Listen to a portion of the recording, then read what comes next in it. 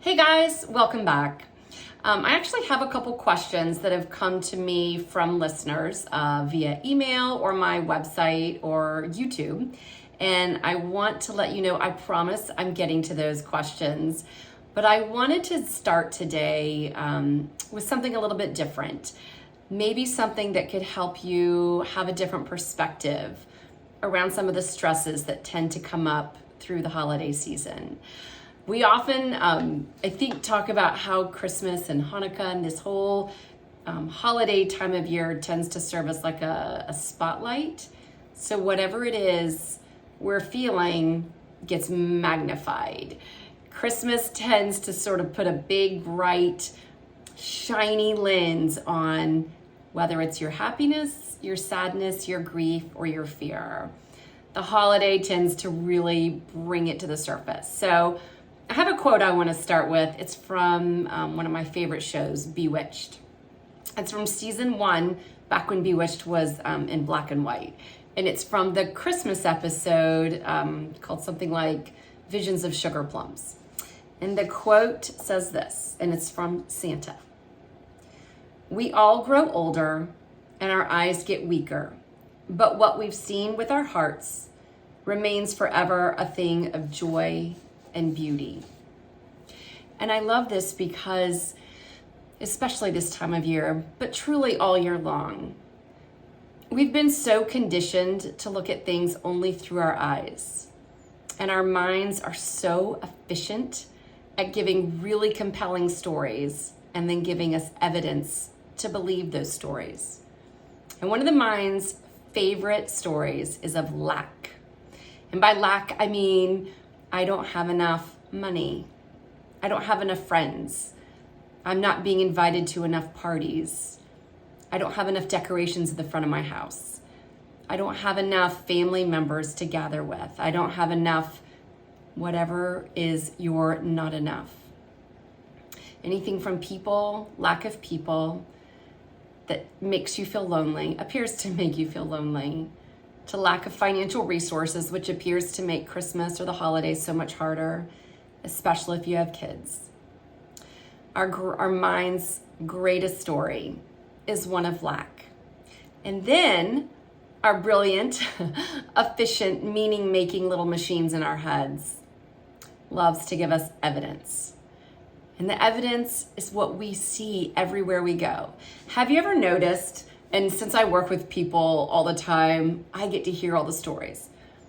Whatever it is, whether consciously or subconsciously, you feel like you lack, it shows up everywhere in your life. So if you feel like you lack people who love you, your mind will allow you to see, and life will present evidence for you to see with your eyes how lonely you are. You will see it at work, at home, in your neighborhood. And then if your story of lack isn't maybe lack of people, but lack of financial resources, isn't it kind of amazing that everywhere you look, you will see evidence that you don't have enough? And if your story of lack in your head is, my health isn't good, I lack good health, it is amazing how everywhere you look with your eyes, you will see evidence to support the story. I don't have enough health, or I don't have enough good health. My health isn't good enough. We are so conditioned to look with our eyes, to just use our 5 senses, and to allow those 5 senses to give us evidence to support the stories that our mind tells us. So this holiday season, when it's so normal and typical for a mind to really ramp up, everybody's mind does it. Everyone's mind ramps up at Halloween, the holidays. I guess really everything from Halloween through New Year's.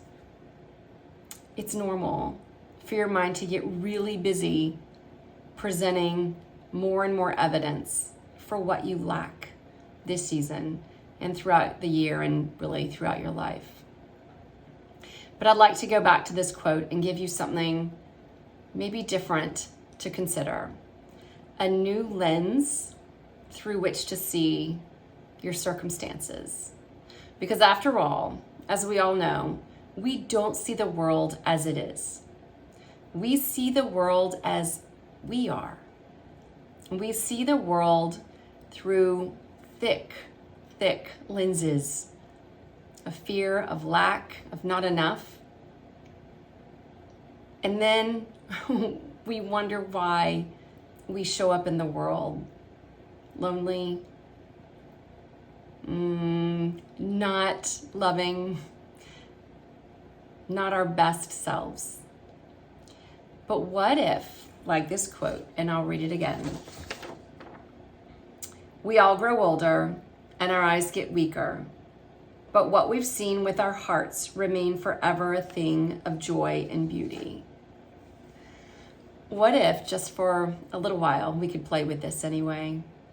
We could open up to the idea that what we're seeing with our eyes and all the compelling evidence our mind is giving us, what if it's not the truth? What if it's simply what we're seeing through some very, very messy, scratched up, foggy lenses? And if we dropped back into our hearts and considered seeing things through a softer lens, through a lens sort of that assumes whatever our mind is telling us that feels tight and rigid and serious and urgent is just wrong. What if we could consider being dead wrong about those things? Dead wrong about the loneliness, the not enough money, not enough gifts, not enough decorations, not enough people around us. What if we could consider that when that feels tight and icky and contracted, that is the most amazing, beautiful, and efficient wake-up call, opportunity, gift, whatever you want to call it. It is there in service of us. That tightness, that ball in the throat, or that tightness in the gut, it's a gift. It's to wake us up that we are seeing through some really scratched up lenses. And it's time to open up to seeing more with our heart instead of with our eyes. See if you can play with just opening up to seeing something new.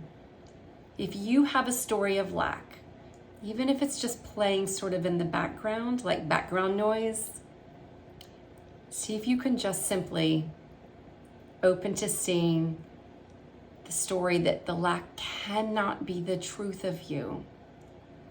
And then simply be open to seeing something new, something fresh, something that's lighter and truer and more from the heart.